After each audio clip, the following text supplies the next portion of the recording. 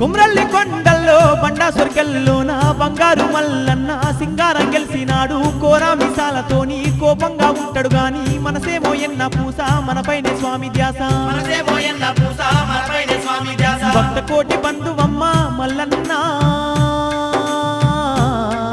ఆపదస్తే ఆదుకుంటాడమ్మా మల్లన్న అందుకే పోతున్న కుమ్రవెల్లికి